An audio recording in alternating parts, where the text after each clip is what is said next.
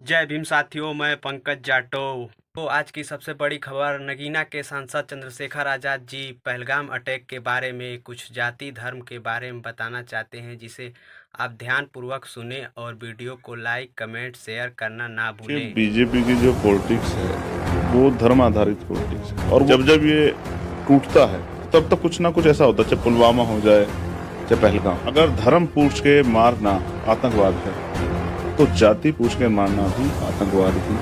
अगर आप एक दिन के आंकड़े उठा के देखो, जो एनसीआरबी का आंकड़ा डाटा कहता है, इससे ज्यादा लोगों की जान जातीय आतंकवाद में है। इस जातीय आतंकवाद पे देश में कर चर्चा क्यों नहीं होती? आप कह रहे हैं पाकिस्तान का आपने पानी बंद कर दिया, मैं कह रहा हूँ ये जो जातीय आतंकवाद देश के अंदर है, इनका पानी कब बंद करें? सवाल ये होना चाहिए, आपका इंटेलिजेंस फेलियर है, आपका सुरक्षा का फेलियर है। सवाल ना पूछने के बजाय हमारी चाटुकार मीडिया जो इसको धार्मिक रंग हिंदू मुसलमान का देने काम कर रहा है। जब देश को जरूरत थी कि 56 इंच के सीने वाले, एक के बदले 10 सीट लाने वाले प्राइम मिनिस्टर कुछ ठोस कदम उठा के दिखाते, वो चुनावी रैली में चले गए। इसलिए मेरी ये मांग है कि इसकी जांच हो, जो दूध का दूध पानी का पानी हो। ये जो बाजू में फड़फड़ा रही है ना, ये कभी पाल, प्रजापति, कश्यप, सैनी, मौर्य, साक्य, कुशवाहा, पटेल, निषाद, राजभर की लड़कियों पे हमला होता है, जब उनकी खाल खींच जाती है, जब उनको मारा जाता है, तब एक हिंदू संगठन सड़क पे आके एक सेकंड के लिए कोई विरोध नहीं प्रदर्शन दर्ज करता। इस जातीय आतंकवाद और धर्म आधारित आतंकवाद के खिलाफ हमारी जंग जो है भाई वो जारी रहेगी। इस ब्राह्मणवाद को, मनुवाद की जड़ों को अब बहुजन समाज ज्यादा दिन बर्दाश्त नहीं करेगा। इन जड़ों काट के समता, समानता, बंधुत्व, भाईचारे का राज स्थापित करेगा।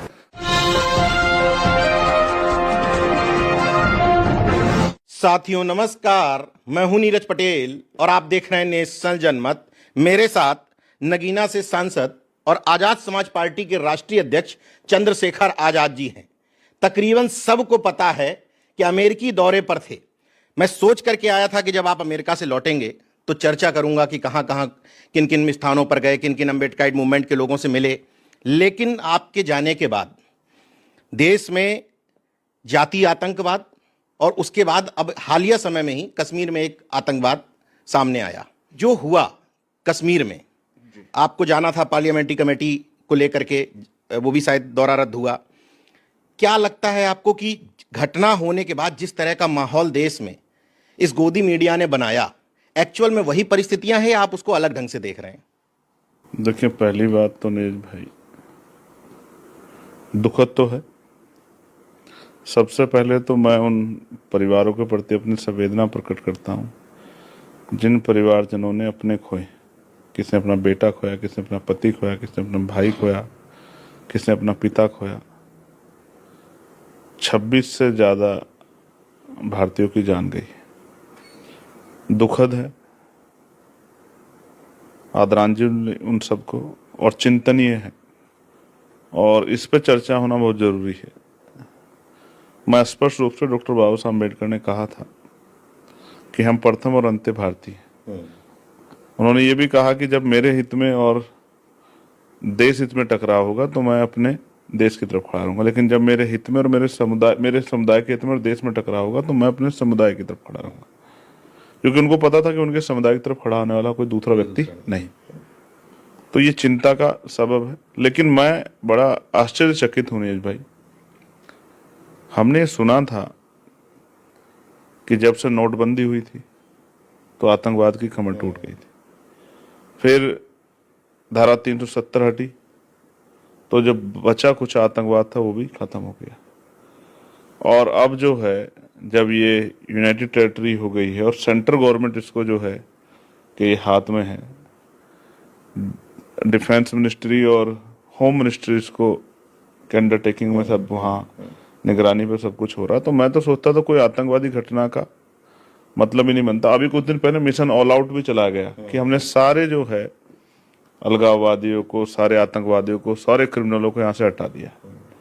और इस बीच में घटना, मैं अमेरिका में था और मुझे बड़ी तकलीफ हुई है जानकर। और आप विश्वास कीजिए, मैं ये नहीं कहूँगा कि मैं अपना दौरा छोड़ के आ गया जैसे प्रधानमंत्री छोड़ के आए, लेकिन वो चुनाव प्रचार करने चले गए जैसे एक और बड़े नेता छोड़ के आगे। मैं तो ये बताऊंगा कि मेरा दौरा पूरा हो गया था। इस हमले के बाद जिस तरह का माहौल बनाया गया, मैंने फिर कहा कि मैं हमले के खिलाफ हूं, और मैं कहता हूं कि उन आतंकवादियों को जितनी कठोर सजा दुनिया में हो उससे भी कठोर से कठोर सजा अगर उनको दी जाए तो कम है। और मैं इस बात के साथ देश के साथ खड़ा हूँ, देश के लोगों की भावनाओं के साथ खड़ा हूँ कि अगर हमारे देश के किसी व्यक्ति पे कोई हमला करेगा, उसकी जान लेने की कोशिश करेगा, तो हमसे बुरा कोई नहीं होगा। और उसके लिए देश को कितनी ताकत सरकार को लगानी पड़े, हम उसके साथ हैं। लेकिन एक एजेंडा बनाया जा रहा है कि जाति नहीं धर्म पूछ करके मारा गया, यानी कि फिर से वही हिंदू मुस्लिम का नैरेटिव सेट किया जा रहा है। इस नैरेटिव से कहां तक सहमत है, जबकि तमाम खबरें आ रही हैं कि कश्मीरी मुसलमानों ने, स्थानीय लोगों ने सहयोग किया। बीजेपी का एक नेता खुद लिख रहा है अपनी पोस्ट पर कि ये भाई नहीं होते तो मेरी जान नहीं बचती। बहुत सारे लोग ऐसा लिख रहे हैं। क्या इस नैरेटिव को गढ़ना कि जाति नहीं धर्म पूछ करके मारा गया, इसको उचित मानते हैं? देखिए, बीजेपी की जो पॉलिटिक्स है वो धर्म आधारित पॉलिटिक्स है, और वो धर्म के आधार पर अपने वोट को इकट्ठा करके रखना चाहती है। जब जब ये टूटता है तो तब तक कुछ ना कुछ ऐसा होता है, चाहे पुलवामा हो जाए, चाहे पहलगाम हो जाए। देखिए, पहली बात तो मैं आपको बता दूं कि कुछ ऐसी सूचना और कुछ ऐसे बयान मैंने सुने कि भाई उन्होंने धर्म पूछ के मारा। धर्म पूछ के इंसानियत का कत्ल करना ये एक बड़ा अपराध है। बिल्कुल। इसे करने वाला, चाहे वो कश्मीर से रिलेटेड हो, चाहे वो पाकिस्तान से रिलेटेड हो, मेरी नजरों में आतंकवादी है। बिल्कुल। उसका कोई धर्म नहीं, उस पर वो किसी धर्म का, उस पर कार्रवाई सख्त होनी चाहिए। लेकिन अगर धर्म पूछ के मारना आतंकवाद है तो जाति पूछ के मारना भी आतंकवाद ही है। सवाल ये होना चाहिए कि जहां आतंकवाद बिल्कुल खत्म हो गया था, वहां 26 लोगों की जान लेने वाले कौन लोग हैं? जहां सब कुछ सीआरपीएफ के, कश्मीर पुलिस के उसमें, और वो होम मिनिस्ट्री देख रही है, केंद्र की हमारी सरकार देख रही है, जो कहती है कि 56 इंच का मजबूत सरकार। तो उस सरकार के नेतृत्व में उस सरकार को जवाब देना चाहिए, सवाल उनसे पूछना चाहिए। कोई सवाल नहीं। सवाल ना पूछने के बजाय हमारी चाटुकार मीडिया जो है इस समय भी, और मैं मीडिया का तो कहूंगा कि उसका चरित्र तो बिकाऊ हो गया, लेकिन बीजेपी सरकार को मैं इस तरह देखूंगा कि उनके लोग अपनी सरकार की खामियों को छिपाने के लिए जिस तरह जात और धर्म की बातों में देश को उलझा रहे हैं, वो स्पष्ट करता है।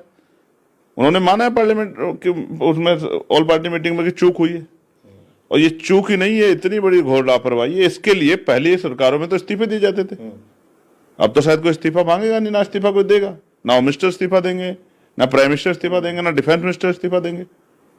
आपको ये सामान्य बात लगती है कि प्रधानमंत्री कहते हैं हम दौरा कैंसिल करके आ रहे हैं और चुनावी रैली में चले जाते हैं? नीरज भाई, देखो, देश सब देख रहा है और देश में दुनिया देख रही है कि जो प्रधानमंत्री सऊदी अरब से दौरा कैंसिल करके आए, और जब देश को जरूरत थी कि 56 इंच के सीने वाले, एक के बदले 10 सीट लाने वाले प्राइम मिनिस्टर कुछ ठोस कदम उठा के दिखाते, जो इतने गंभीर थे कि एयरपोर्ट पे मीटिंग कर रहे थे, वो चुनावी रैली में चले गए और वहां जाके बिहार की जनता को कह रहे हैं कि हम छोड़ेंगे नहीं। देश आपको कश्मीर में देखना चाहता था प्राइम मिनिस्टर साहब, देश आपको पहलगाम में देखना चाहता, देश उन पीड़ित परिवार को बीच देखना चाहता था जहां दहशत का माहौल है, वहां देश आपको देखना चाहता था, लेकिन आप वहां तो नहीं पहुंचे, लेकिन चुनावी रैली में आप पहुंच गए। तो मैं मानता हूं कि जो हमारा मीडिया है, जिसके कंधों पे जिम्मेदारी है कि वो सरकार से पूछे कि खामियां कहां रही, वो खामियां पूछने के बजाय वो सिर्फ जो है ये इसको धार्मिक रंग हिंदू मुसलमान का देने का काम कर रहा है। और बाकी जो है उनका जो कैडर है जिलों में, प्रदेशों में, जैसे मुझे खबर आई कि भाई उत्तराखंड में कश्मीरी बच्चों पे हमला कर दिया, पंजाब में कश्मीरी बच्चों पे हमला कर दिया, हरियाणा में कश्मीरी बच्चों पे हमला कर दिया, चंडीगढ़ में कश्मीरी बच्चों पे हमला कर दिया, और यहाँ कह रहे हैं कि दिल्ली में जो कश्मीरी बच्चे रहते हैं। भाई तुम कौन हो? कश्मीर क्या देश का हिस्सा नहीं है? जब आप कश्मीर को अपना मानते हैं, 1 2 4 आदमी गलत हो सकते हैं, ऐसे तो कितने लोग यहाँ से वो हिंदू धर्म को मानने वाले थे जो एजेंट निकले, जिन्होंने जो है हमारी गुप्त सूचना लीक की थी। तो उसके आधार पे क्या पूरे समाज को, पूरे हिंदू समाज को बुरा कह दोगे? मैं आपको स्पष्ट कर दूं, उन्हीं में बचाने वाले भी थे, वो भी मुस्लिम समाज के थे, एक मरने वाला मुस्लिम समाज का था। मैं ये कह रहा हूं कि आपकी इंटेलिजेंस की इनपुट कहां थी? आपका इंटेलिजेंस फेलियर है, आपका सुरक्षा का फेलियर है, आपका पूरा जो है सिस्टम का फेलियर है। आप अपनी दोस्त को नहीं गिना रहे। इंटेलिजेंस कहां थी आपकी? आपकी पुलिस कहां थी? आपकी सीआरपीएफ कहां थी? मोदी जी के एक जेम्स बॉन्ड कहे जाते हैं अजीत डोभाल, कहते हैं कि राष्ट्रीय सुरक्षा सलाहकार इतने मजबूत हैं कि उनके रहते हुए परिंदा भी पर नहीं मार सकता। आए, हमला किया, चले गए, मुठभेड़ भी नहीं हुई।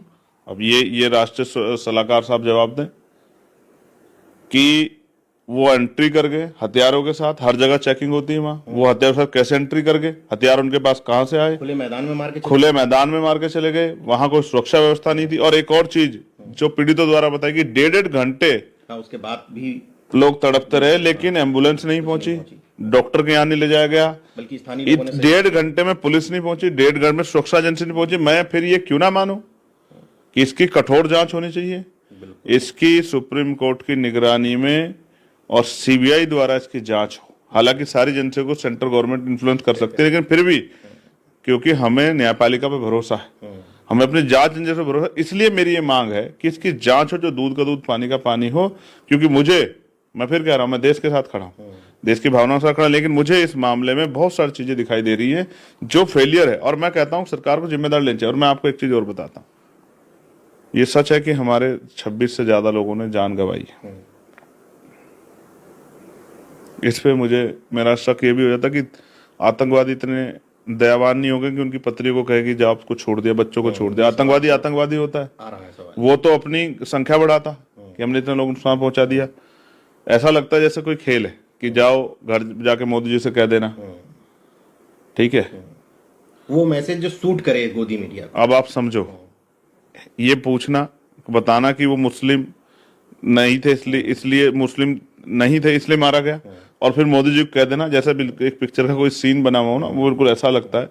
लेकिन उससे बड़ी बात है, ये तो आतंकवाद है जिसमें धर्म की बात हो रही है। लेकिन जो जातीय आतंकवाद भारत में, अगर आप एक दिन के आंकड़े उठा कर देखो, जो एनसीआरबी का आंकड़ा डाटा कहता है, इससे ज्यादा लोगों की जान जातीय आतंकवाद में होती है।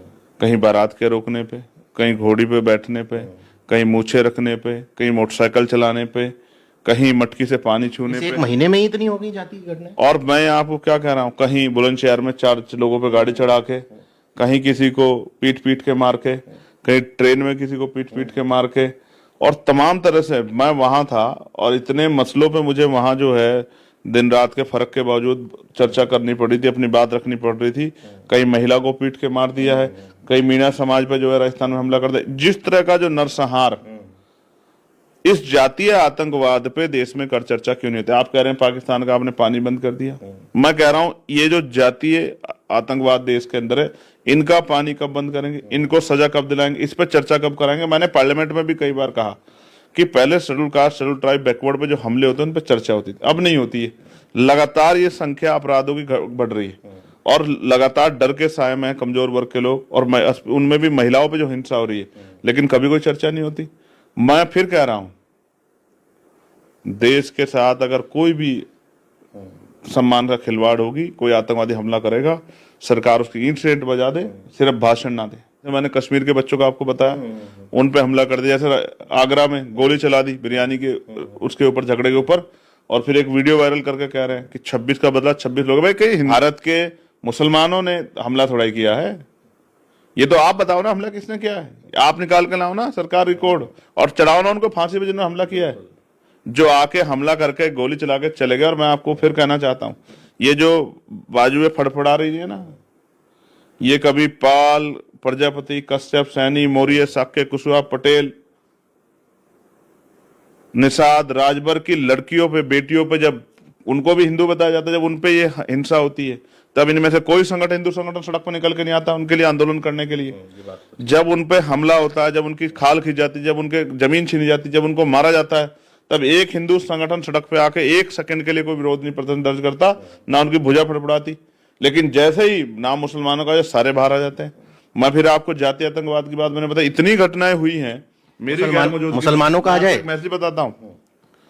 हमारी पार्टी के एक लीडर ने मुझे लिखा कि भाई जब से आप गए हैं तब से यहाँ जातीय आतंकवादियों के हौसले इतने बढ़ गए हैं कि यहाँ लगातार हिंसा हो गई है, आप जल्दी वापस आ जाओ वरना कितने लोगों की जान जाएगी। आप विश्वास करो, उस मैसेज को मैंने कम से कम 200 बार खोल के पढ़ा होगा कि कानून व्यवस्था है, पुलिस है, सरकारें हैं, एडमिनिस्ट्रेशन है, अर्धसैनिक बल है, आर्मी है, फिर भी इस जातीय आतंकवाद पे सरकार के पास एक शब्द नहीं है क्योंकि गरीबों की बच्चियां और गरीबों के जो बच्चे हैं उनकी जीवन का कोई मोल इस देश में नहीं है। इसका जवाब ना सरकार पे है, ना स्टेट पे, ना केंद्र की सरकारों पे। एक बात तो ये मुस्लिम की हो गई, लेकिन मैं देखता हूं कि जिन तथाकथित हिंदू संगठनों की आप बात कर रहे हैं वो हिंदुओं में भी स्पेसिफिक कुछ जातियों का मामला होता है तो उतरते हैं। देखिए, एक दो जातियों को छोड़ के बाकी, मैंने फिर आपको कहा, वाल्मीकि समाज का हो, धानुक समाज का हो, जाटो समाज का हो, पाल, प्रजापति, कश्यप, सैनी, मौर्य, साक्य, कुरैया, पटेल, निषाद, राजभर, नुनिया, चौहान, किसी भी कमजोर वर्ग का हो, सैन का हो, विश्वकर्मा का हो, किसी की भी बच्ची बच्चे का मामला हो, शिवम सोनकर का हो, पटेल साहब का हो, किसी का मामला हो, जिनके बच्चे सड़कों पे बैठे रहे कि हमारा एडमिशन करा दो, जिनको मार दिया गया, कभी कोई हिंदू संगठन बाहर आके नहीं कहता ये भी हिंदू है। लेकिन हाँ, अब कह रहे हैं कि देखिए, जात नहीं पूछी, धर्म पूछा। लेकिन यहां तो जात देख देख के, जात पूछ पूछ के, जात पता होने के बाद जो हिंसा की जाती है, उस जातीय आतंकवाद पे कब चर्चा करोगे? मेरा बस चले तो मैं आपको, क्योंकि हमारे यहाँ इस बार मीटिंग थी होम कमेटी की, तो हमारे यहाँ मैंने उनसे पूछा कि एनसीआरबी के डाटा जो है वो दो डिजिटल इंडिया है, 2-2 साल बाद क्यों रिलीज कर रहे हो? सही बात है। ये तो घंटों का काम है, दिनों का काम है, महीनों का काम है, तो आप ऐसा क्यों कर रहे हो? तो उन्होंने कहा नहीं, हम इस पर गौर करेंगे। मैं आपको फिर कह रहा हूं, आप अगर आंकड़ा उठा के देखोगे तो यहाँ 26 भाइयों की, मेरे भाइयों की जान गई है, जिनका मुझे दर्द है, जिनके परिवार के प्रति मेरी संवेदना है। और मैं तो सरकार से मांग करता हूँ 1-1 करोड़ रुपए का मुआवजा उन परिवारों को दिया जाए, उनको शहीद की तरह जो है उनको दर्जा दे, क्योंकि सरकार की लापरवाही की वजह से हुआ है।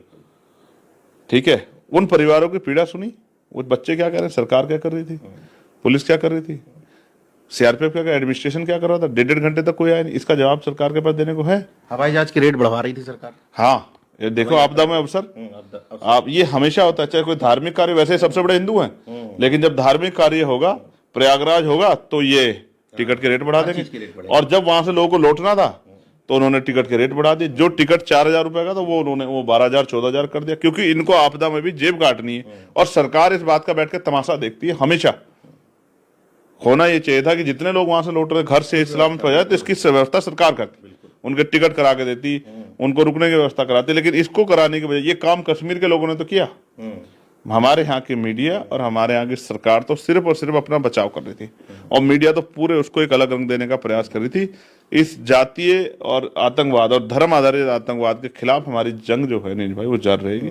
हमारी पार्टी भी सब जगह पे अपना जो है संवेदना प्रकट करने के लिए श्रद्धांजलि के कार्यक्रम उन्होंने रखे हैं। लेकिन मुझे तब तक श्रद्धांजलि मैं मन से स्वीकार नहीं करूंगा जब तक कोई ठोस कार्रवाई सरकार नहीं करती।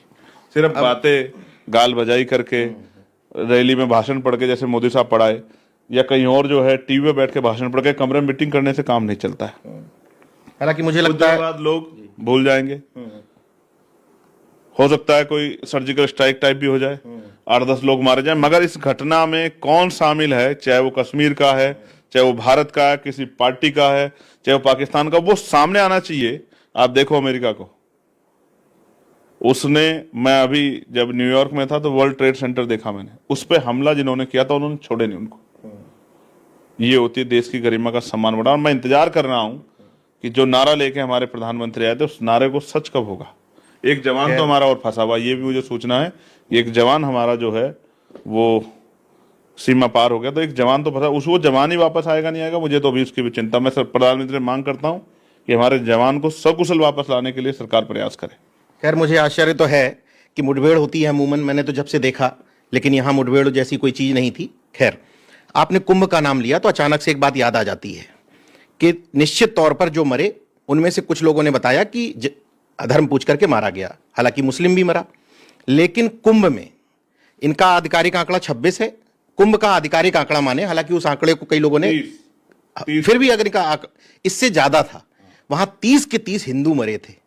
तो क्या वो इस मीडिया के लिए वो हिंदू किसी दूसरे देश के थे, किसी दूसरे धर्म के थे, उन पर इतना चीख पुकार क्यों नहीं थी? देखिए, जहां सरकार का फेलियर है वहां मीडिया का कोई जो है इस तरह का सवाल सरकार के ऊपर नहीं है। वो भी हिंदू ही थे, वो हिंदू धार्मिक कार्य में ही गए थे, लेकिन उनका दोष ये है कि सरकार की लापरवाही कारण उनकी जान चली गई। और ये तो एक 30 का आंकड़ा है, असल आंकड़ा तो छिपाया गया, और लाइक 1500-1600 लोग तो मिसिंग थे, जिनका यही नहीं पता वो कहाँ चले गए हैं। तो मैं फिर आप कह रहा हूँ, वो हिंदू नहीं थे, उनके परिवार के आंसू नहीं थे, उनकी तकलीफें नहीं थी। जब उनको ये कहा गया, एजेंडे में फिट नहीं, वो जब उनके परिवारों को कहा गया कि लाश ले जाओ, लेकिन इस शर्त के साथ कि ये स्वीकार करके जाओ कि ये नहीं कहोगे कि वहां में कुंभ के मेले में जो है भगदड़ में इनकी जान गई है, किस तरह लोगों ने खून किया, और अभी तक लोग इंतजार में बैठे हैं, क्योंकि वो एजेंडे में फिट नहीं बैठता है, वहां से पॉलिटिक्स नहीं होती है। इसलिए जो है आप उस पर चर्चा नहीं करोगे, आप उस पर सवाल नहीं खड़ा करोगे, इसमें माइक नहीं घुसेड़ोगे सरकार के मुंह में।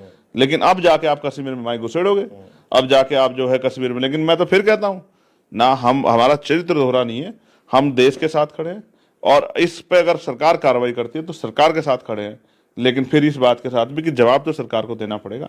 अगर यही सरकार दूसरी होती तो अब आप समझो, फिर वहां इस्तीफों की मांग होती, फिर वहां जो है चूड़ियां तोड़ी जाती, फिर वहां जो है ढक्कन बजाए जाते, फिर वो वहां के जो कि सारे कुछ होते साम, मीडिया भी सवाल पूछ रहा था, सरकार जवाब दे, सरकार जवाब दे, सरकार जवाब दे। आज जो है वो इस तरह का एजेंडे का माहौल बनाया जा रहा है, जिससे सरकार को जवाब देने की बजाय, जो ट्रेन के एक्सीडेंट में मरते हैं वो भी हिंदू ही थे, जो दिल्ली में मरे, जो सड़कों पे मरे, जो परेशान रहे, वो सब हिंदू थे, उनका कोई सवाल नहीं था। लेकिन आज सवाल जो है वो हिंदू का इसलिए बनाया जा रहा है क्योंकि वो सरकार के एजेंडे में फिट बैठ रहा है, और मुझे नहीं लगता कि कोई बहुत जो है इसमें भी कोई कामयाबी है, इसमें कोई जांच होगी।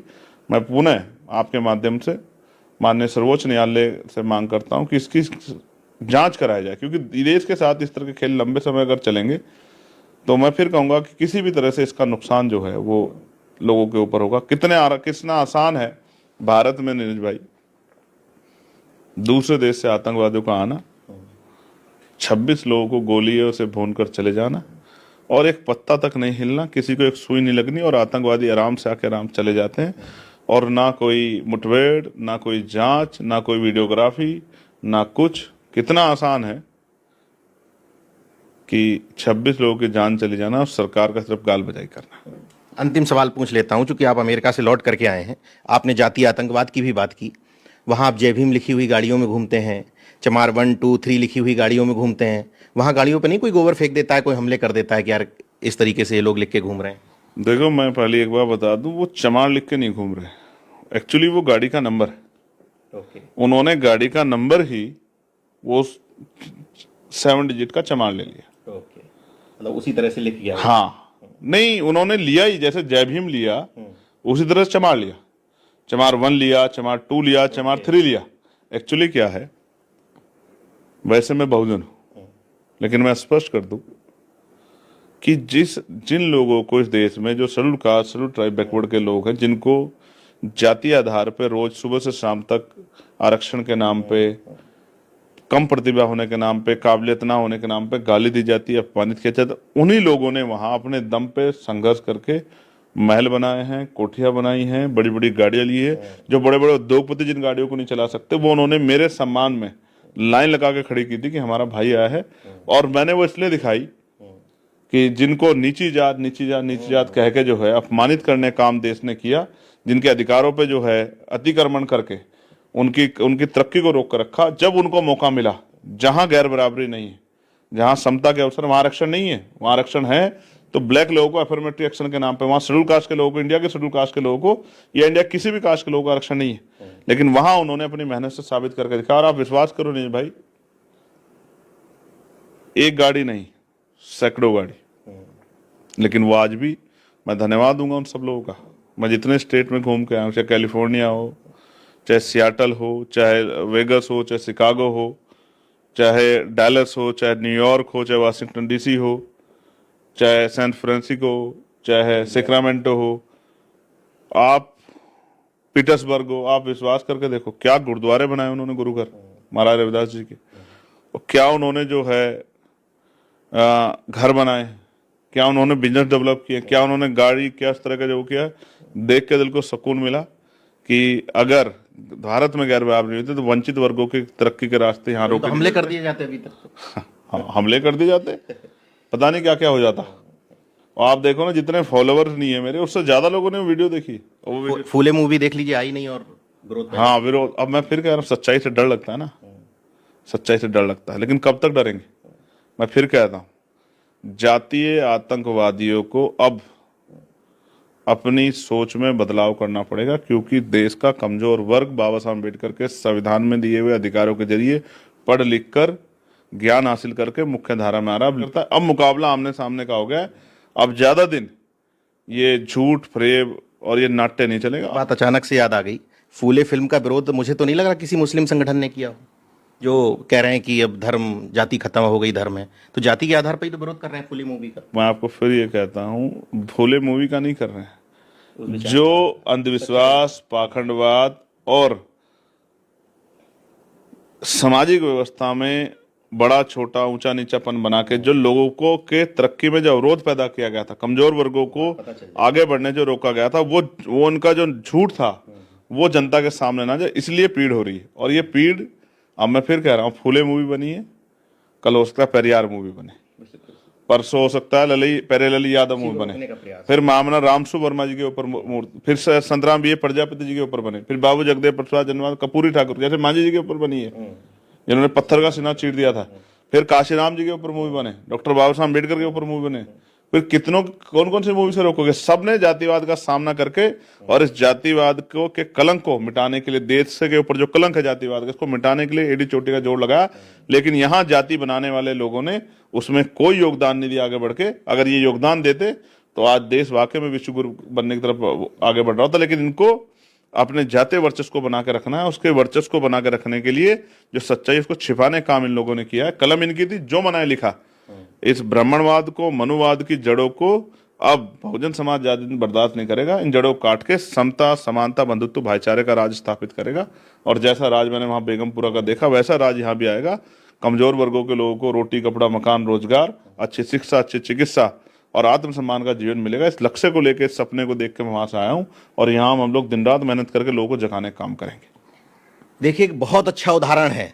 मैं इस बात पर चर्चा करना चाहता था कि एक सांसद जब लौट करके आएंगे तो उनसे पूछेंगे कि वहां अम्बेडकराइट मूवमेंट कैसा चल रहा है, वहां लोग कैसे रह रहे हैं, कैसे तरक्की से जीवन जी रहे हैं। लेकिन इस दौरान माहौल इतना खराब हो गया कि मुझे चर्चा दूसरे विषयों पर करनी पड़ी, क्योंकि ज्यादा जरूरी थी। हालांकि सांसद चंद्रशेखर आजाद जितना मुखर संसद के अंदर है उतना ही बाहर स्पष्ट तौर पर कहना है कि न सिर्फ हम आतंकवाद बल्कि जातंकवाद यानी कि जातीय आतंकवाद के खिलाफ भी उतनी शिद्दत से लड़ाई लड़ेंगे। जिसको तकलीफ है वो अपनी तकलीफें अपने पास रखे, लेकिन पार्टी और उनका स्पष्ट तौर पर मानना है कि हम इन दोनों के खिलाफ अंतिम दिन तक लड़ाई लड़ते रहेंगे। बाकी देखते रहिए नेशनल जनमत, जागरूक और सजग बने रहिए। जय विज्ञान, जय संविधान, जय लोकतंत्र। धन्यवाद।